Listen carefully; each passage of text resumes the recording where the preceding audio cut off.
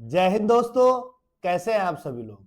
आशा करता हूं आप सभी ठीक होंगे, स्वस्थ होंगे और मौज कर रहे होंगे। मैं अंकित एक बार फिर से आपके अपने YouTube चैनल वासुदेवा एजुकेशन में आपका स्वागत करता हूं। हम एक बार फिर से बीएससी फाइनल ईयर के एक टॉपिक पर चलते हैं जहां सेक्शन सी की चर्चा करेंगे और ये शीतकाल का अवकाश है।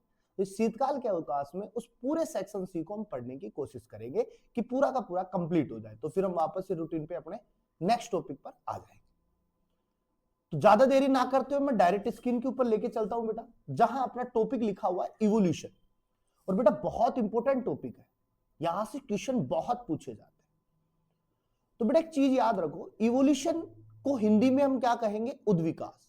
क्या कहेंगे? उद्विकास। तो यहां हम लिखें उद्विकास।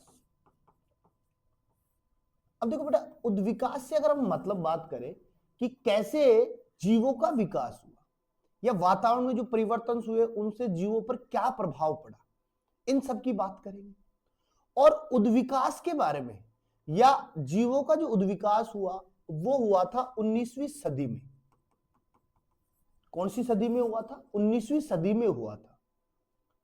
और उद्विकास के बारे में बहुत से वैज्ञानिकों ने अपने अलग अलग प्रमाण प्रस्तुत किए थे, जिनमें से पहला जो प्रमाण रहा वो लैमार्क का रहा, दूसरा जो रहा वो डार्विन का रहा, तीसरा जो रहा वो डी व्रिज का रहा बेटा, चौथा जो रहा हिकल का रहा, पांचवा जो रहा वो वागनर का रहा, और अंत में जैव विकास के दौरान एक आधुनिक समन्वित सिद्धांत दिया गया।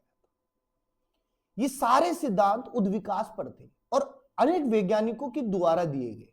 हमारे सिलेबस में केवल दो बात करेंगे, लैमार्क की और डार्विन की, कि लैमार्क ने क्या कहा, डार्विन ने क्या कहा।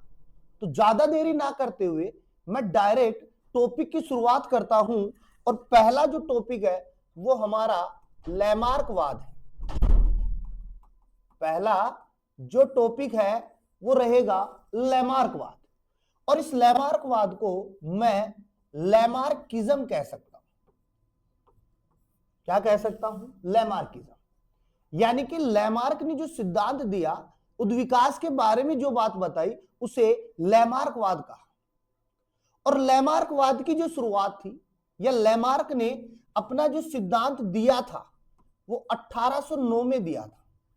कब दिया था? 1809 में दिया था। और लैमार्क ने अपने सिद्धांत को यानी जो भी सिद्धांत दे रहे थे उसको एक पुस्तक, यानी उनकी एक पुस्तक दी, और जो पुस्तक का नाम था वो था बेटा फिलोसफी जूलॉजी। क्या रहा था? फिलोसफी जूलॉजी, जिसके अंदर इन्होंने प्रस्तुत किया था। उद्विकास के बारे में याद रखना, इवोल्यूशन के बारे में सबसे पहले सर्वप्रथम किसने बताया था? लैमार्क ने बताया था। और लैमार्क ने जो सिद्धांत बताया उसे क्या कहा? लैमार्कवाद। दूसरी बात करें बेटा, यहां पे ये जो लैमार्कवाद था, ये जो लैमार्कवाद था, इसका जो मेन पॉइंट रहा, जिस पर इन्होंने विशेष ध्यान दिया, वो था उपार्जित लक्षण। कौन से लक्षण थे? उपार्जित लक्षण थे, जो हम हमारे जीवन काल में जितने भी लक्षण हम ग्रहण करते हैं वो पीढ़ी दर पीढ़ी जा रहे होते हैं। यानी कि मेरे पिताजी से मुझ में, और मुझसे मेरे बच्चों में, मेरे बच्चों से उनके बच्चों में। ये लैमार्कवाद का सबसे मेन पॉइंट था। लेकिन हमें यह भी पता है बेटा कि लक्षण जो होते हैं वो दो होते हैं, एक उपार्जित लक्षण होते हैं और एक कायिक लक्षण। या हम कहें एक जनन लक्षण होते हैं और एक हमारे पास में कायिक होते हैं। अब जाएगा कौन सा, उसकी भी हम बात करेंगे, क्योंकि इन सब के लिए जेनेटिक्स का ज्ञान होना चाहिए था। और सबसे बड़ी बात बेटा क्या रही कि लैमार्कवाद और डार्विनवाद के बीच में एक शख्स था जो फंसा हुआ था, वो थे मेंडल। और मेंडल किसकी बात कर रहे थे? जेनेटिक्स की। लैमार्क किसकी बात कर रहा था? इवोल्यूशन की। डार्विन किसकी बात कर रहा था? इवोल्यूशन की। अब ये तीनों कैसे फंसे उसकी भी हम बात करेंगे। इससे पहले इसकी बातें करते हैं। अब लैमार्कवाद को कहा गया वैज्ञानिकों के द्वारा कि आप अपने पक्ष में क्या प्रमाण देना चाहोगे, हमें कैसे पता चले कि लैमार्कवाद क्या है। तो लैमार्कवाद ने पक्ष के प्रमाण से पहले 4 पॉइंट बताए कि मैं इन 4 पॉइंटों के आधार पे पूरे लैमार्किज्म को डिफाइन कर सकता हूं। और वो 4 पॉइंट क्या थे बेटा, तो समझिएगा। पहला था बेटा आंतरिक जैव बल। क्या रहा बेटा? आंतरिक जैव बल। इन्होंने कहा कि जो भी जीव अगर अपनी बॉडी को स्ट्रेच करता है या उसके अंतर्गत अंदर से कोई फोर्स लग रहा है तो उसकी बॉडी के अंतर्गत परिवर्तन हो जाते हैं। समझ रहे हो बात को? जैसे कोई जिम कर रहा है और डंबल उठा रहा है, ठीक है। अब जब वो डंबल उठाता है तो अंदर की मांसपेशियों पे फोर्स लग रहा है या नहीं लग रहा? अब जब मांसपेशियों फोर्स लगता है तो मांसपेशियां बलिष्ठ होती है नहीं होती, बढ़ती है नहीं बढ़ती? ये सब किसकी वजह से था? आंतरिक जैव बल। अब जिसकी हाइट छोटी होती है, घर वाले क्या कहते हैं कि बेटा तू किसी भी चीज को पकड़ करके ऐसे खड़ा हो जा, लुमने लग जा, तेरी बॉडी स्ट्रेच होगी और तू लंबा होगा। और हम मानते भी हैं। और याद हो, अगर घर में हमें किसी कोई सामान को उतारना है, हम सीधे नहीं आ रहे तो हम क्या करते हैं? हमारे पंजों पे खड़े होते हैं, उसको लेने की कोशिश करते हैं। तो बॉडी को क्या कर रहा है? स्ट्रेच। तो फोर्स लग रहा है नहीं लग रहा? और अगर हम ऐसे बार बार करते हैं तो हमारी बॉडी में क्या हो रहा है? स्ट्रेच हो रहा है। तो आंतरिक जैव बल, अंदर से क्या लग रहा है? फोर्स लग रहा है। ये किसका था? आंतरिक जैव बल का था। ये इनका पहला पॉइंट था। इन्होंने फिर दूसरा पॉइंट इन्वॉल्व किया। इन्होंने दूसरा पॉइंट किया वातावरणीय परिवर्तन।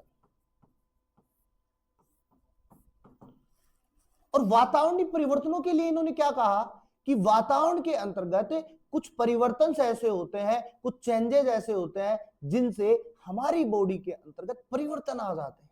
जैसे आप गोरे हो और आप सर्दियों के अंदर धूप में बैठने लग जाओ, अल्ट्रावायलेट रेज आएंगी, आपकी त्वचा के द्वारा ऑब्जर्व की जाएंगी और तुरंत आपकी त्वचा क्या हो जाएगी? चेंज हो जाएगी। समझ रहे हो? डार्क होती लगेगी ना। तो ये किसका था? आंतरिक जैव बल का। किसने बताया? लैमार्किज्म ने। और अगर क्लाइमेट चेंज हो रहा है तो हमारी बॉडी धीरे धीरे क्या होती जाएगी? परिवर्तित होती जाएगी। ये भी क्या था? आंतरिक जैव बल। फिर उसके बाद में उन्होंने तीसरा पॉइंट लिया, अंगों का उपयोग व अनुप्रयोग, यानी ऑर्गन्स के यूजेज भी बताए और अनयूजेज भी बताए। और लैमार्क ने एक ही बात कही कि हमारे शरीर में जो अंग है जिनका उपयोग हम सबसे ज्यादा करते हैं वो तो वृद्धि कर जाते हैं, और जिन अंगों का उपयोग हम बहुत कम करते हैं या ना के बराबर करते हैं वो हासित होते चले जाते हैं, यानी कि घटते चले जाते हैं, विलुप्त हो जाते हैं। ये किसका था? लैमार्किज्म। उदाहरण भी इन्होंने अलग अलग दिए, उनकी भी बात करेंगे। अच्छा, एक चीज और देखो, हमारे शरीर पर पहले अगर पुराने लोगों को आप देखोगे तो उनके बॉडी के ऊपर बहुत सारे बाल पाए जाते थे, रोम पाए जाते थे। और वो किस लिए पाए जाते थे? वातावरण के टेम्परेचर के अकॉर्डिंग, कि वो उनके अकॉर्डिंग हो जाते थे और उनको रेगुलेट करते थे, कंट्रोल करते थे। लेकिन अब वो वातावरण रहा नहीं, और अब आप देखोगे धीरे धीरे शरीर पर बालों की संख्या क्या होती जा रही है? कम होती जा रही है। समझ रहे हो बात? और धीरे धीरे आने वाले समय के अंदर देखना बॉडी के ऊपर बाल नहीं पाए जाएंगे। बॉडी की बात कर रहा हूं, सर की बात नहीं कर रहा हूं मैं। समझ रहे हो? जैसे इसके अलावा और हम बात करें, मानव के निप्पल्स की बात करें, कोई काम है क्या? नहीं है। तो ये भी क्या होते जाएंगे? ये लैमार्किज्म की बात कर रहे हैं। और उसके बाद में इन्होंने चौथा पॉइंट ऐड किया, उपार्जित लक्षणों की वंशागति। अब उपार्जित लक्षणों की वंशागति की अगर हम बात करें तो मैं वही पॉइंट दोहराऊं जो पहले स्टार्टिंग में दोहराया था कि हमारी बॉडी के अंतर्गत हमने हमारे जीवन में क्या कमाया है हमारी बॉडी के लिए, वो एक पीढ़ी से दूसरी पीढ़ी में चली जाएगी। मेरे पिताजी से मुझ में, मुझसे मेरे बच्चों में, मेरे बच्चों से उनमें बच्चों, पीढ़ी चल रही है, एक साइकिल चल गया। तो उपार्जित लक्षण है। ये 4 पॉइंट लैमार्क ने बताए, बखूबी बताए, लोगों ने माना भी इनको।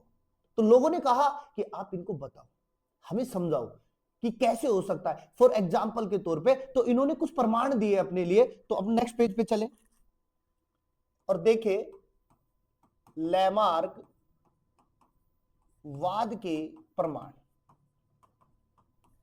कि लैमार्क ने क्या प्रमाण दिए।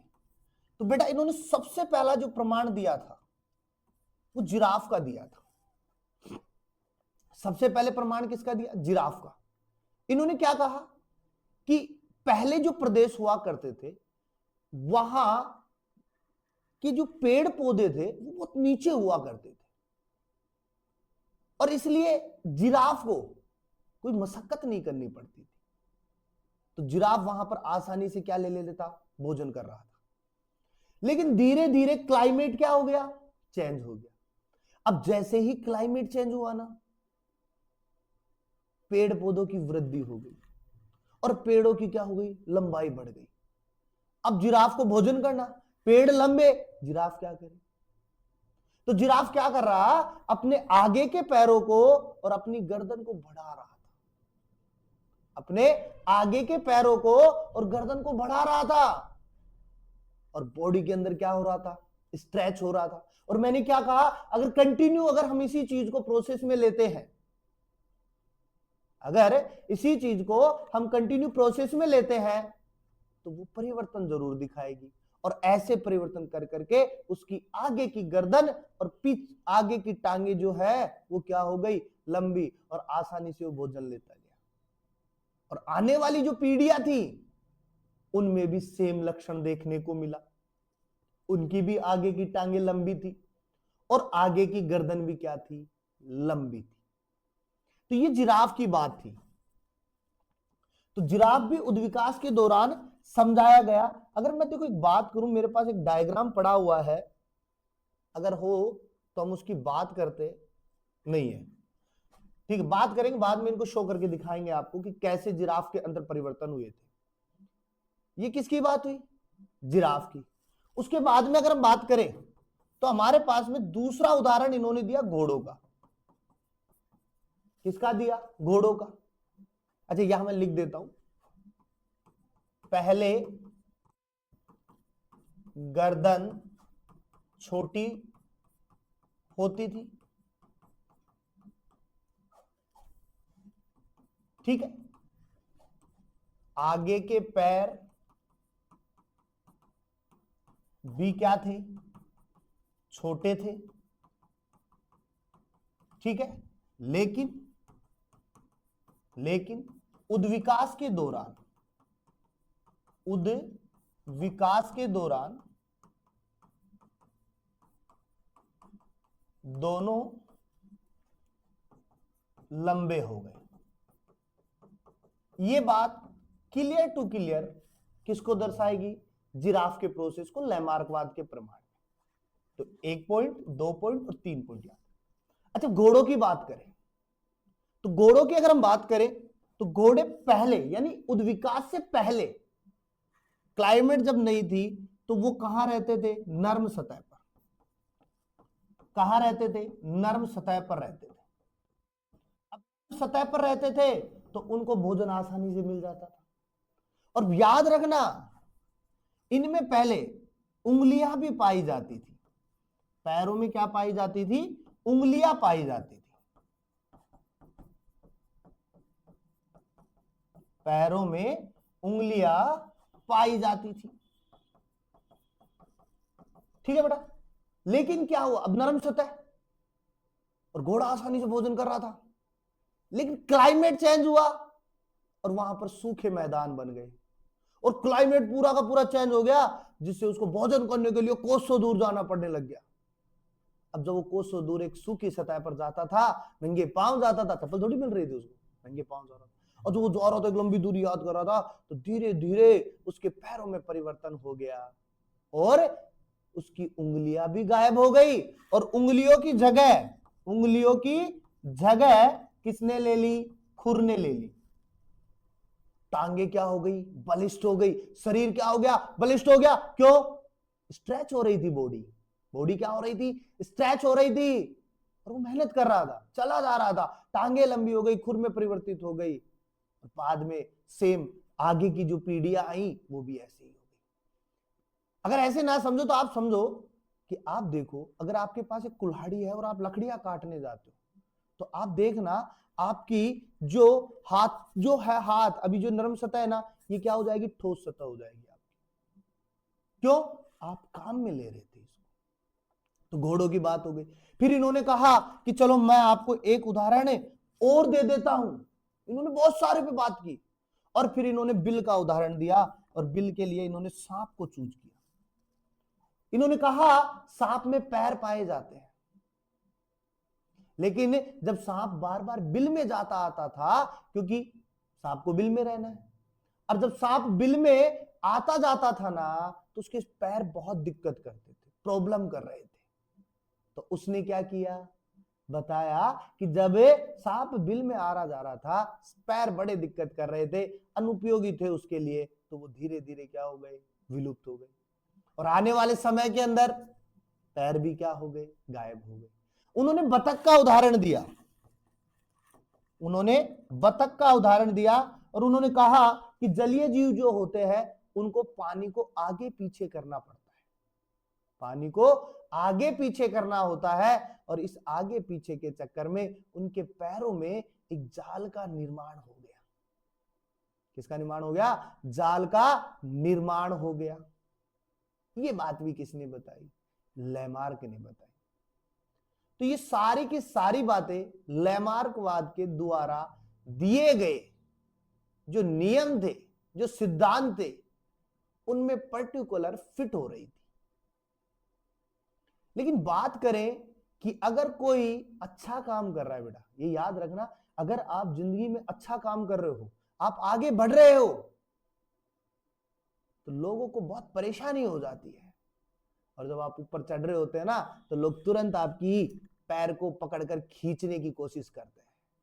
सेम यहां पर भी ऐसा ही था। लैमार्कवाद को देख करके कुछ आलोचक खड़े हो गए और इन्होंने लैमार्क को ऐसा गिराया कि लैमार्क उठकर तो आए, जवाब तो दिया था इन्होंने, लेकिन बाद में दिया था, तब तक कि उन्होंने अपना काम कर दिया था। तो याद रखना, हमारी हेडिंग होगी लैमार्क वाद के आलोचक। देखो, आलोचकों की अगर हम बात करें बेटा, तो याद रखना, ये जो आलोचक थे लैमार्कवाद के, ये दो थे और पक्के दुश्मन थे।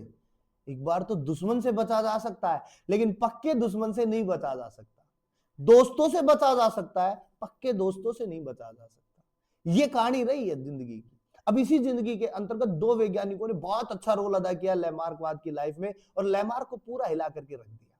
और दो वैज्ञानिक कौन थे आलोचकों में? पहला था क्यूवियर और दूसरा था वीजमान। दूसरा क्या था? वीजमान। ये दोनों वैज्ञानिक थे और इन दोनों वैज्ञानिकों ने लैमार्कवाद को हिला करके पूरा का पूरा रख दिया। लैमार्कवाद भी सोच पे मंजूर हो गया और इन्होंने कहा कि हम आपके एक एक पक्ष के रूप में एक एक आलोचक रखते हैं। तो इन्होंने पहली जो आलोचना बताई, जबकि लैमार्क क्या कह रहे थे कि जिस अंक का उपयोग हम सबसे ज्यादा करते हैं वो ज्यादा विकसित होगा। वीजमान और क्यूवियर बोले कि साहब, पढ़ने लिखने वाले जो बच्चे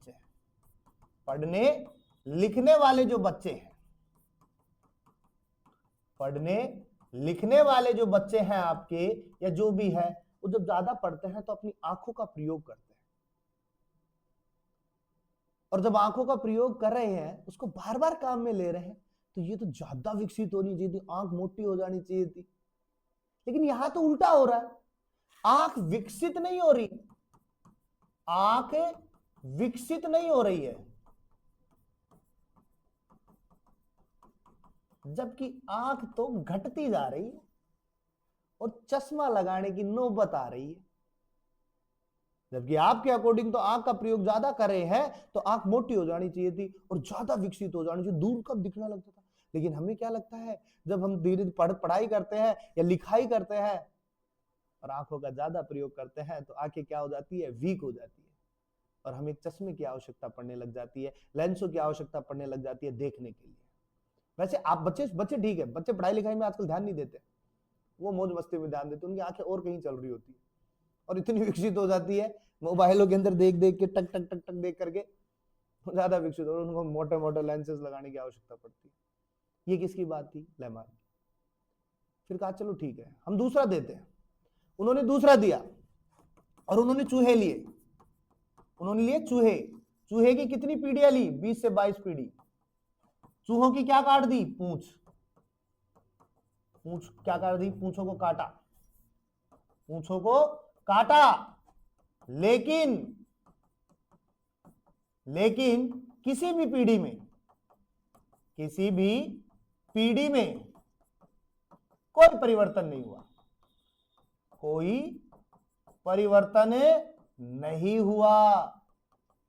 यहां तक कि पूंछों की लंबाई में भी परिवर्तन नहीं हुआ, पूंछ वैसी की वैसी आ रही थी, जितनी काट रहे थे उससे डबल ही आ रही थी। लेमार्क को हिला दिया। इन्होंने कहा ये भी मत मानो आप, ये भी मत मानो। इन्होंने तीसरा उदाहरण दिया, चीन का ले लिया भाई। देखो चीन को उठा लिया, और चाइना बहुत अच्छा है। देखो चाइना बहुत अच्छा है।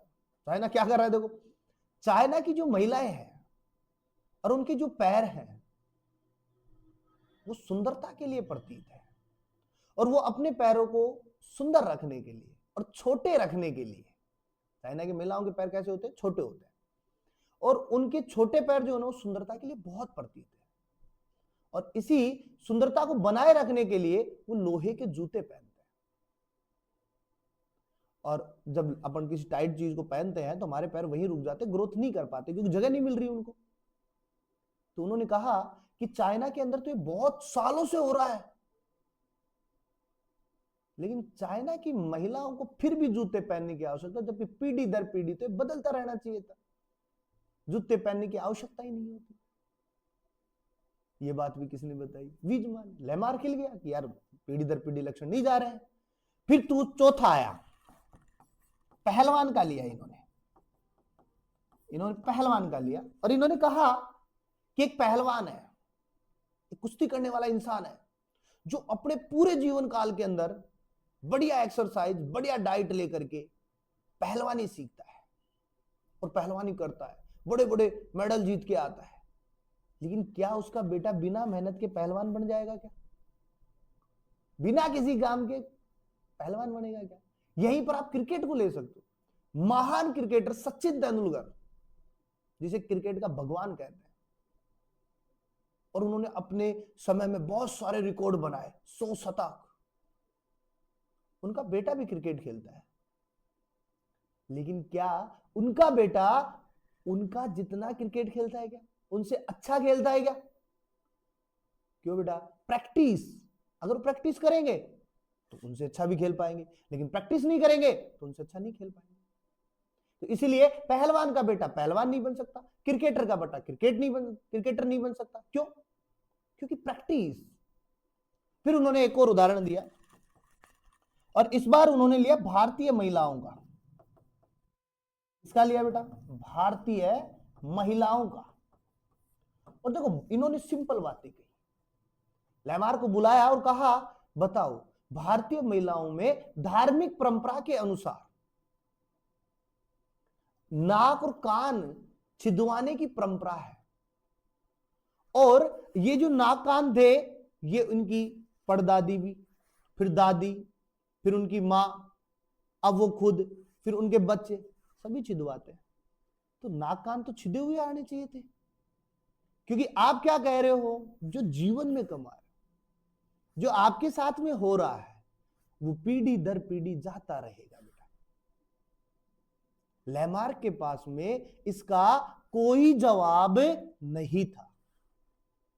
फिर वीजमान ने एक बात और कही और वीजमान ने अपना एक सिद्धांत प्रतिपादित किया और वो यहां पर लेके आए, जनन द्रव्य की निरंतरता का सिद्धांत। क्या लेके आए? जनन द्रव्य की निरंतरता का सिद्धांत। और बेटा सिंपल चीज ध्यान रखो कि बॉडी में दो द्रव्य होते हैं, एक जनन द्रव्य होता है और एक होता है कायिक द्रव्य। कायिक द्रव्य वो होता है जो हम हमारे पूरे जीवन काल में कमाते हैं, और जनन द्रव्य वो होता है जो हमें जेनेटिकली मिलता है। तो वीजमान ने एक ही बात कही कि ये जो जनन द्रव्य है ना, वो तो पीढ़ी दर पीढ़ी जाता है, यानी आपके जो आनुवांशिक लक्षण है ना, वो पीढ़ी दर पीढ़ी जाते हैं, लेकिन कायिक जो लक्षण होते हैं, कायिक द्रव्य जो होता है, वो पीढ़ी दर पीढ़ी नहीं जाता, पीढ़ी दर पीढ़ी नहीं जाता है। ये किसकी बातें रही? वीजमान की। और तुरंत लैमार्कवाद को संकट में डाल दिया, और लैमार्कवाद इस संकट से उभरने के लिए एक और सिद्धांत दे के लेके आए, और यहां पर उस सिद्धांत का नाम रहा नव लैमार्कवाद। क्या रहा बेटा? नव में बेटा क्या हुआ? कुछ वैज्ञानिक आए, उन्होंने लैमार्कवाद पर अपना अध्ययन किया, लैमार्कवाद के बारे में पढ़े, और उन्होंने फिर से एक नया सिद्धांत दिया, नव लैमार्कवाद। और उन्होंने कहा कि साहब जो सभी उपार्जित लक्षण थे ना, जिनकी बात लैमार्क कर रहा था, उनमें सभी लक्षण तो नहीं जाते हैं, कुछ लक्षणों की वंशागति होती है, कुछ लक्षणों की वंशागति होती है। ठीक है, अब कुछ लक्षण कौन से होंगे, इनसे भी पूछ लिया कि आप भी बताओ। तो यहां पर मेरे पास में एक वैज्ञानिक थे समनर, इन्होंने कहा कि सफेद चूहे, और इन्होंने अपना प्रैक्टिकल किसके ऊपर किया? सफेद चूहों पर। वीजमान किस पे कर रहे थे? चूहों पर केवल। इन्होंने क्या लिया? सफेद चूहे। और इन्होंने कहा कि सफेद चूहों को यदि एक निश्चित तापक्रम पर पाला जाए तो इनके अंदर सामान्य चूहों की अपेक्षा परिवर्तन देखने को मिलता है। उनकी शारीरिक लंबाई में परिवर्तन होगा, पश्चपादों की लंबाई में परिवर्तन होगा, कर्ण पल्लव की लंबाई में परिवर्तन होगा, और ये पीढ़ी दर पीढ़ी भी देखने को मिला। ये किसने बताया? Love Lamarck. किसने बताया? समनर ने बताया। यहां पर फिर एक और उदाहरण दिया मैकडगल ने। किसने दिया? मैकडगल ने। और मैकडगल ने भी अपने जो सिद्धांत थे या अपना जो प्रमाण था वो किसके ऊपर दिया? चूहों के ऊपर। और इन्होंने क्या कहा कि कुछ चूहों को इन्होंने एक विशेष रास्ते के साथ में ट्रेनिंग दी, और जब इन चूहों को एक विशेष रास्ते से गुजारा गया तो चूहों को रास्ता चूज करने में बहुत दिक्कत आ रही थी, रास्ते का पता नहीं था इनको। लेकिन बेटा जब वो उनको अलग अलग एक ही रास्ते से गुजारे तो धीरे धीरे चूहे जो है उस रास्ते के अनुकूल हो गए, और उनको किसी प्रकार की कोई समस्या नहीं। तो मैकडगल ने कहा कि ये पीढ़ी दर पीढ़ी लक्षण जा रहे। समझ रहे हो बात को? ये चीजें किसने बताई? समनर और मैकडगल ने। किसके लिए? नव लैमार्कवाद में। और फिर लैमार्कवाद लम लैमार्कवाद के नाम से जाना गया, क्योंकि लैमार्क को तो पूरा हिला दिया था किसने? क्यूवियर और वीजमान ने। इसीलिए मैंने कहा पक्के दुश्मन बहुत खराब होते हैं। ठीक है, आगे हम बात करेंगे इसके नेक्स्ट पार्ट के साथ में, जहां डार्विनवाद की चर्चा करेंगे। तब तक के लिए आप अपना ध्यान रखो और मुस्कुराते रहो। मुस्कुराना जीवन में बहुत जरूरी है, आपके सारे स्ट्रेस दूर रहेंगे इससे, आपकी तबीयत ठीक रहेगी। ठीक है।